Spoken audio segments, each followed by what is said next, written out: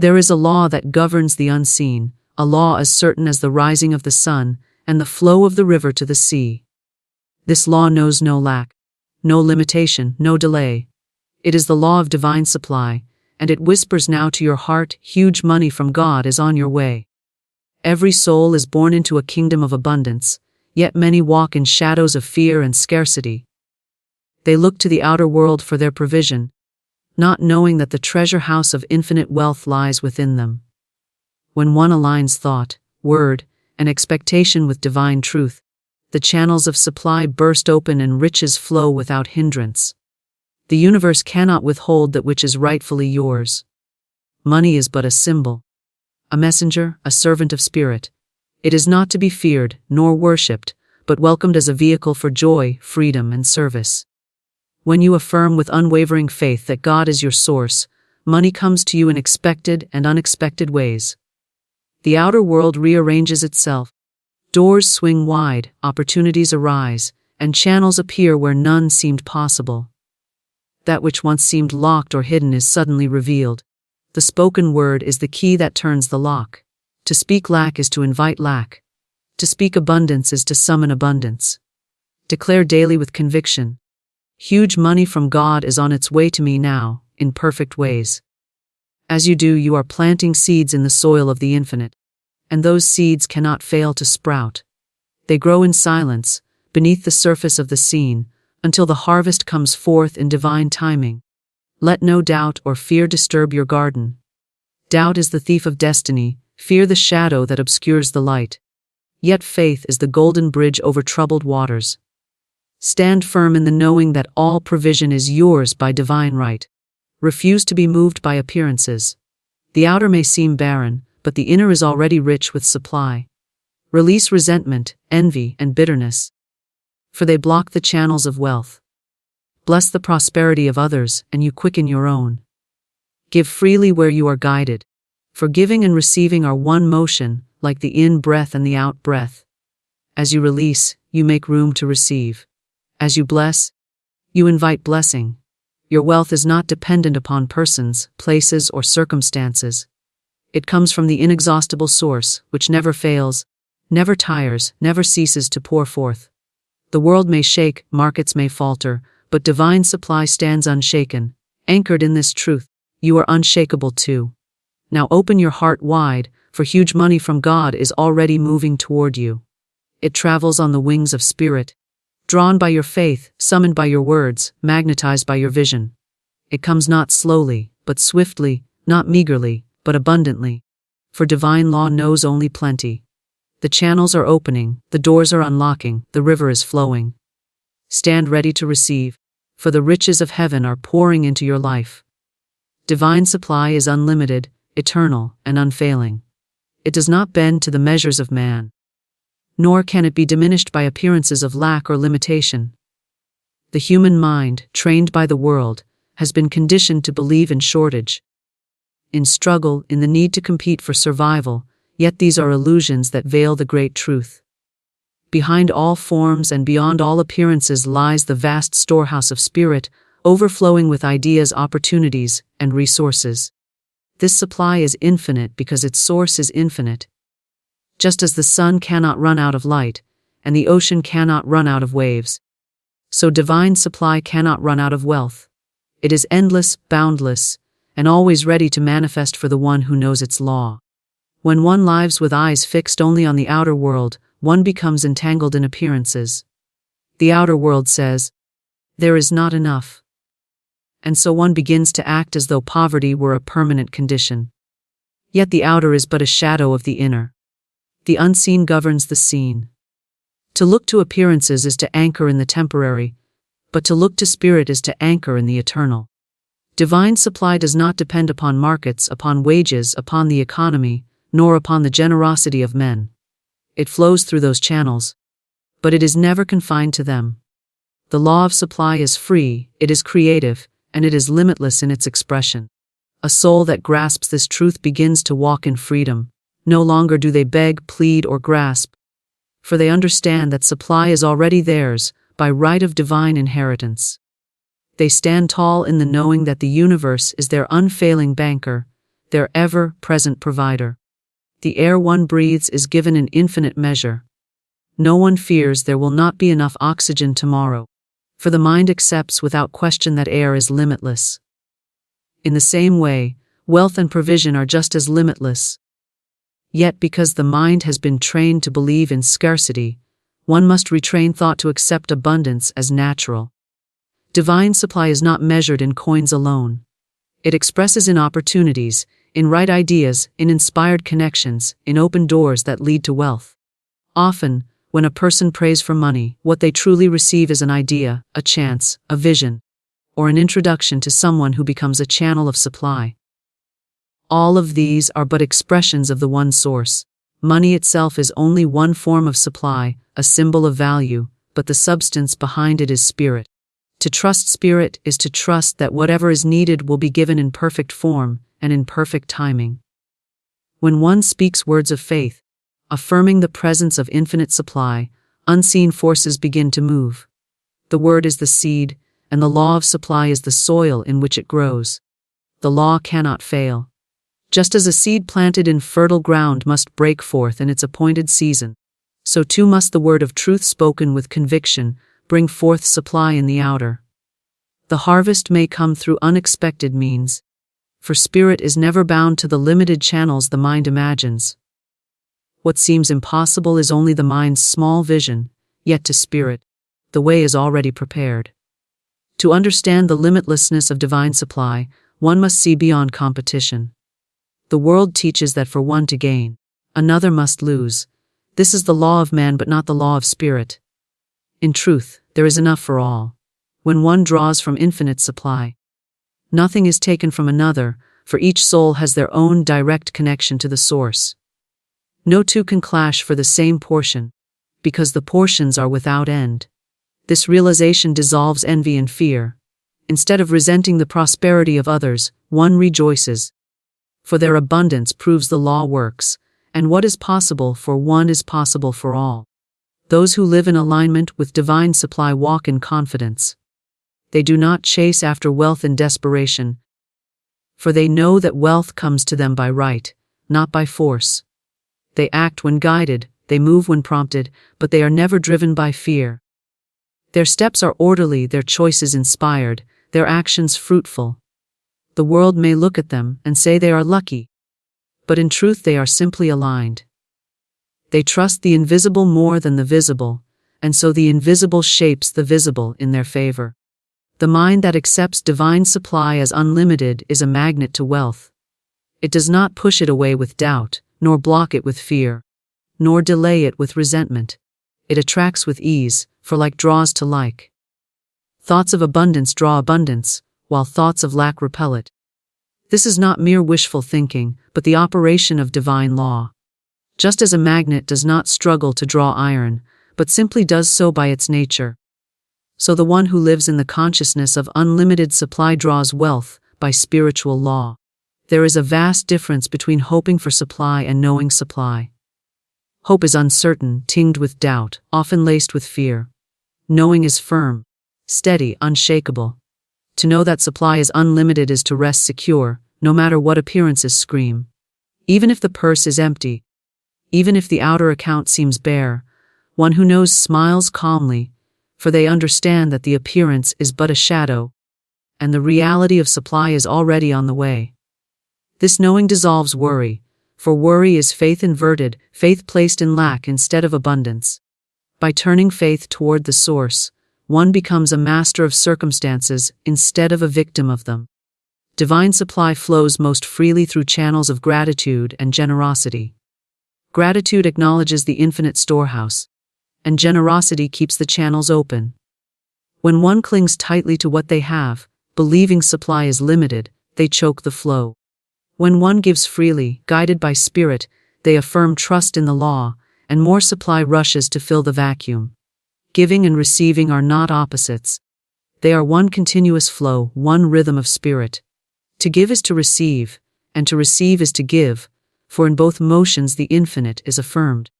The spoken word creates wealth, for words are not empty sounds drifting into the air, but living forces clothed in vibration.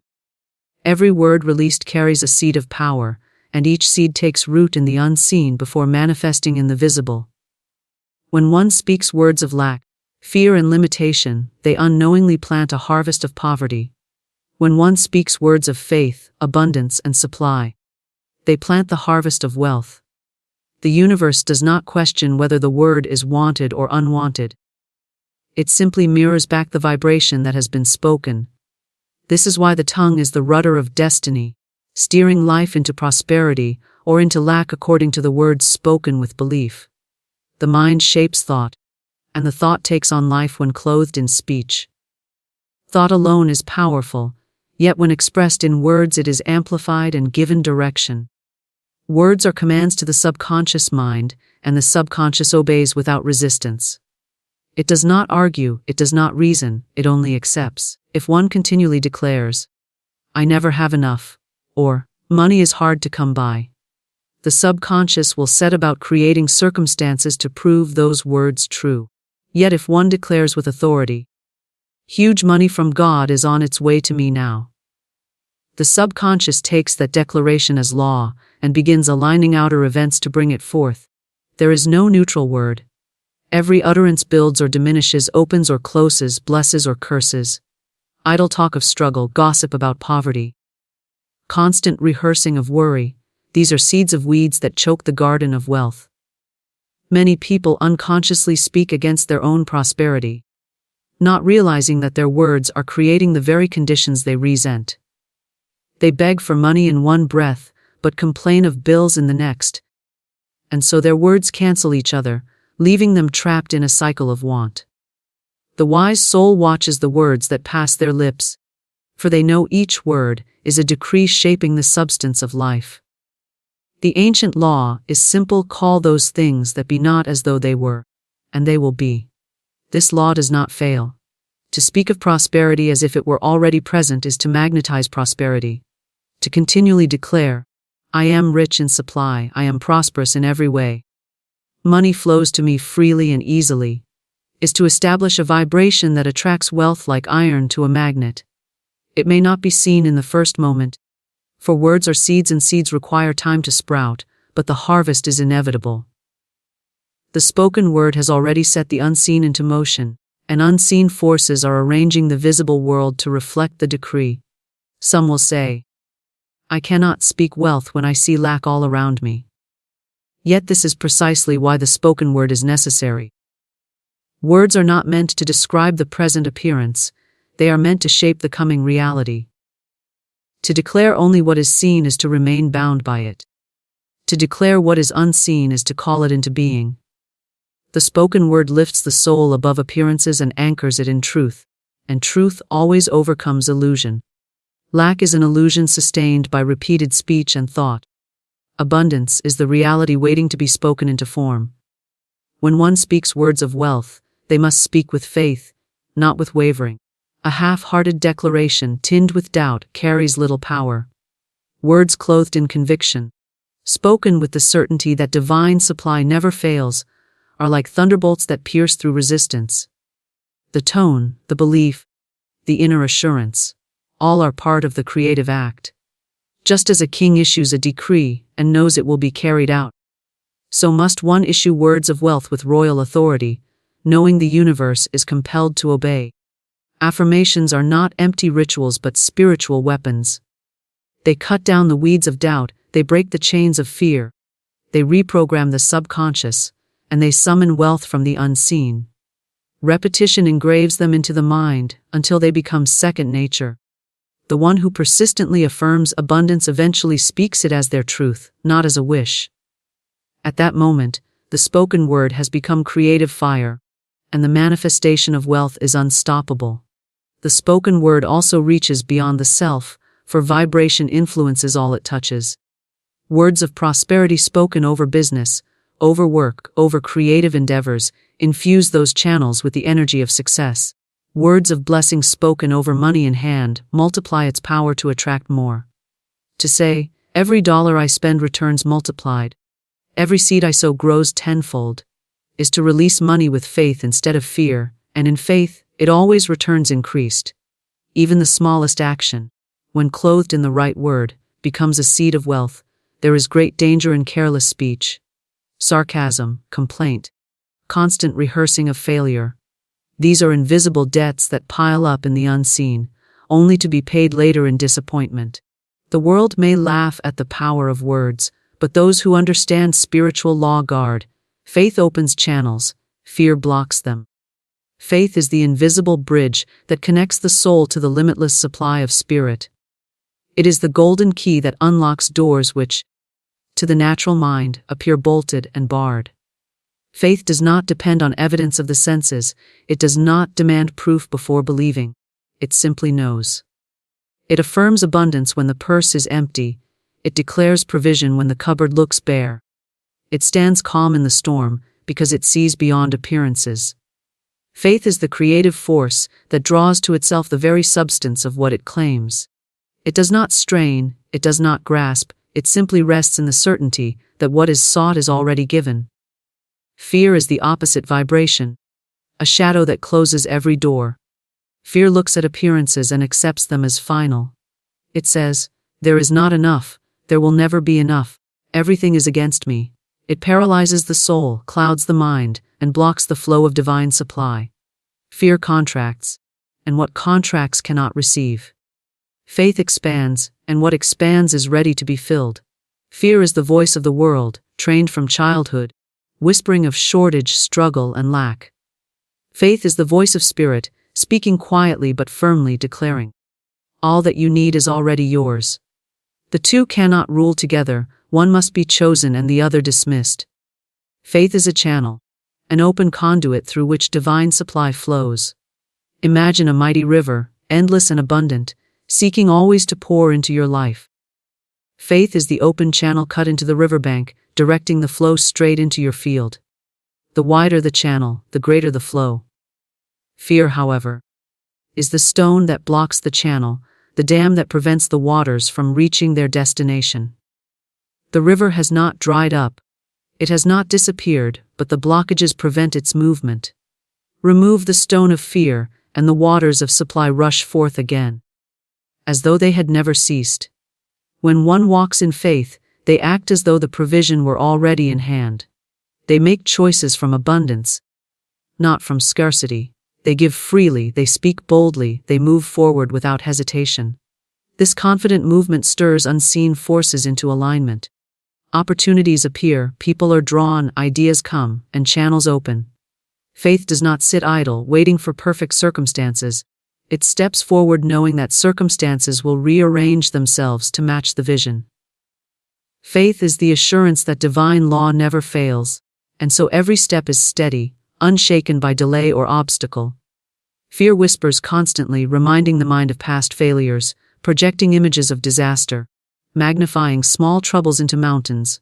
It breeds hesitation, and hesitation closes the doors of opportunity. Many have lost their provision not because the supply was absent, but because fear blinded them to the channel through which it was coming.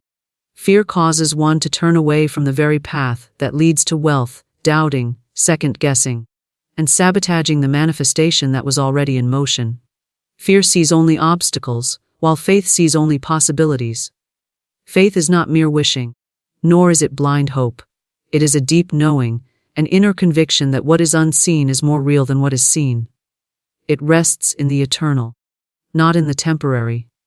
To cultivate faith is to train the mind away from appearances and toward truth. This training comes through the spoken word, through affirmations of abundance, through meditation on the infinite nature of divine supply. As one repeats the truth, the mind begins to accept it. The heart begins to believe it, and soon faith becomes the natural state. At that point, supply flows unhindered, for the channel is wide and clear. Fear feeds on repetition just as faith does. The more one rehearses fear, the stronger it grows. Speaking constantly of lack, of debt, of shortage, is to feed fear until it rules. To break the grip of fear, one must replace its words with words of faith.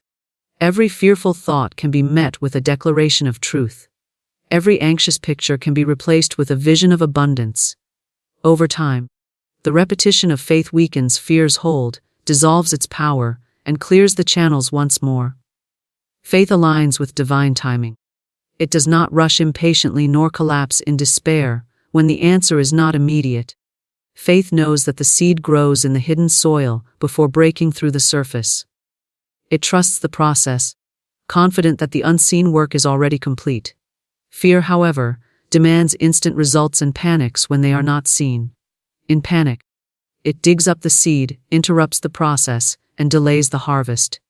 Faith allows the process to unfold in perfect order, and because of this, the harvest is sure. Those who walk in faith carry an atmosphere that others can feel.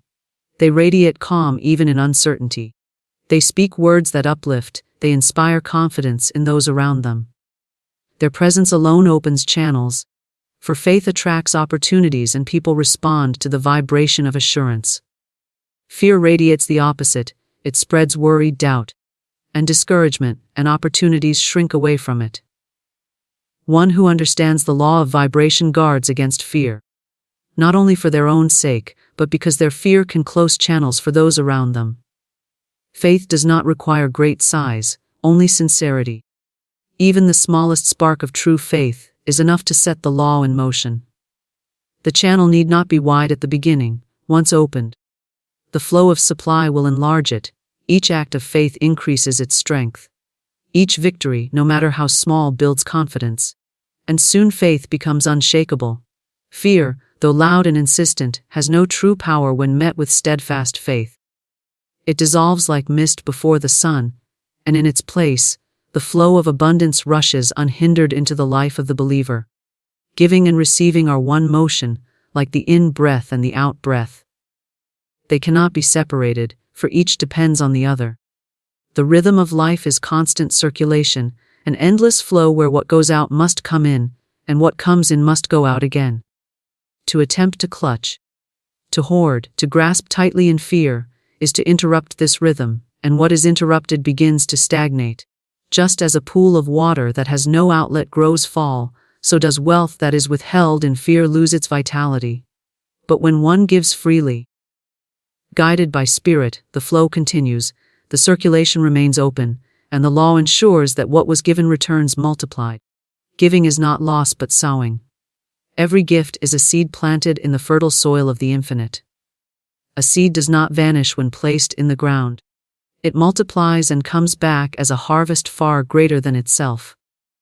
The farmer who plants does not mourn the seed buried in the earth, for he knows it is not gone but growing.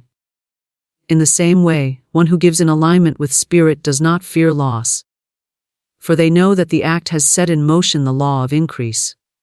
Giving without fear is the highest form of faith, for it declares that divine supply is unlimited and that there is always more on its way. Receiving is as sacred as giving. Many can give but cannot receive, for they feel unworthy, ashamed, or guilty. Yet to refuse to receive is to break the rhythm. Just as surely as refusing to give, the in-breath cannot exist without the out-breath, and abundance cannot flow if one blocks half the cycle.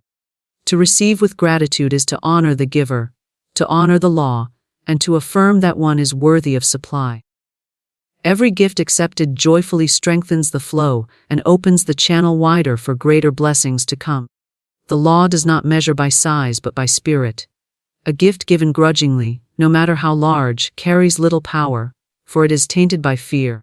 A gift given joyfully, no matter how small, carries great power, for it vibrates with faith and love. Spirit sees not the coin but the consciousness in which it is given. The widow's mite, given in trust, outweighs the treasure given in pride. To give rightly is to give without expectation of return from the person or place to which it is given, but with the certainty that the universe itself returns it in perfect form. There is no loss in true giving, for what is given away comes back transformed. Money given may return as opportunity, as healing, as unexpected provision, as favor from unexpected quarters. The form may change, but the essence remains, multiplied and enriched. Those who understand this law never fear to give, for they know every gift is an investment in divine abundance. They understand that to cling is to shrink, but to release is to grow. The one who withholds in fear declares by their action, "There is not enough. I must hold tightly, or I will lose." This belief shuts the door to abundance, for it denies the nature of infinite supply. The one who gives declares, "There is always more, for I live in a universe of plenty."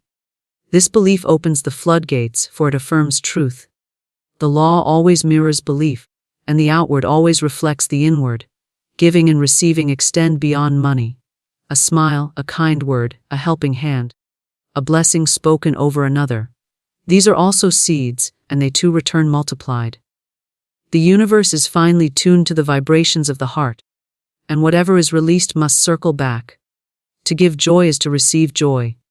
To give encouragement is to receive encouragement. To give resentment or bitterness is to receive the same. The law is perfect and impartial, delivering to each according to what they have released. Generosity is freedom. When one gives, they free themselves from the chains of fear, from the grasping spirit that clutches in anxiety. Each act of giving says, "I am not bound by lack, I am not ruled by money, I am free." This freedom itself is prosperity. For the truly rich are those who live unchained by fear. And because freedom vibrates at the level of abundance, it attracts more of its kind. The generous always find themselves provided for, not because of chance, but because they are aligned with the rhythm of the law. Receiving, too, requires humility. To accept help, to allow gifts, to open the hands without resistance is an act of faith. Pride often refuses to receive, thinking it must stand alone, but pride closes the channel just as surely as fear. The soul that receives with gratitude magnifies the blessing and keeps the circulation alive. Gratitude multiplies the harvest, for it adds energy to what has been received and sows it again into the field of spirit. The circulation of giving and receiving is seen everywhere in nature. The tree gives oxygen and receives carbon dioxide. The river gives its waters to the sea, and the clouds return them as rain. The body breathes in and breathes out, the heart pumps and receives, the seasons flow in endless cycles. To interrupt this circulation is death, but to flow with it is life. So it is with abundance. To participate in giving and receiving is to participate in the very rhythm of existence. Every act of giving sets a vibration in motion.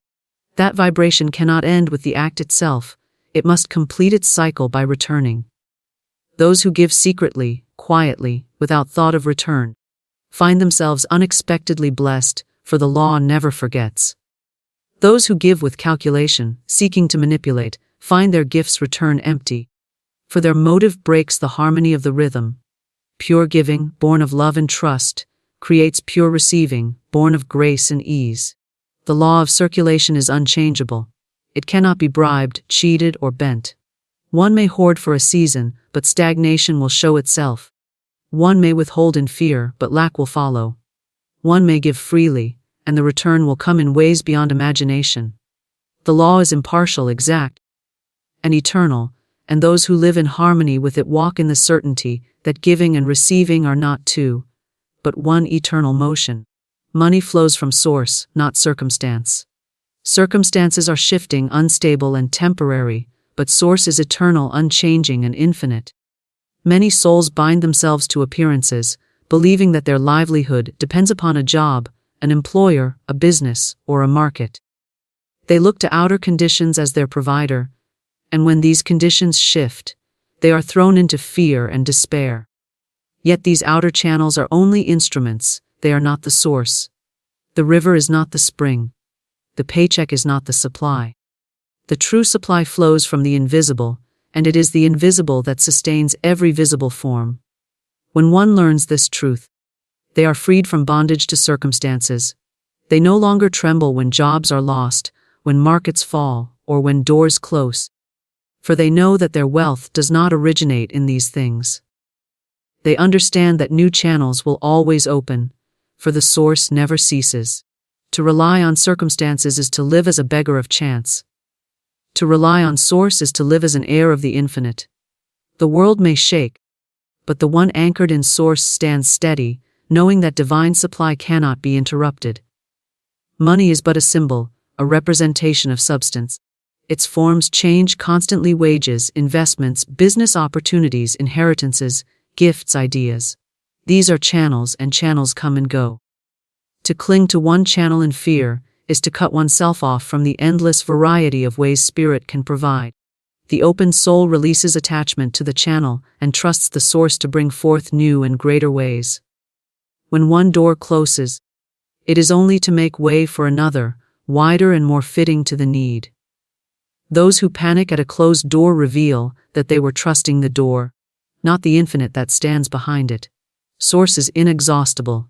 It is the storehouse of all creation, the fountain that never runs dry. Every idea of wealth, every form of provision, every opportunity that has ever existed flowed first from this infinite well. The human mind often believes it must labor, struggle, and strive to create supply. Yet the truth is that supply is already finished in spirit and simply awaiting manifestation.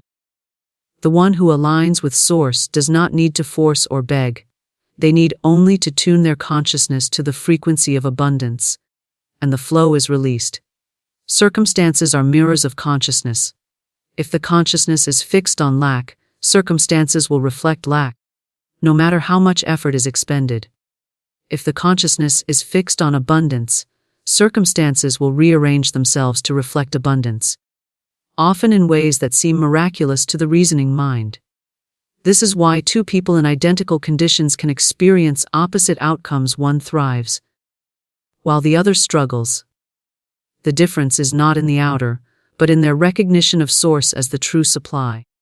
To know that money flows from Source is to release fear. Fear arises only when one believes they are dependent on limited channels.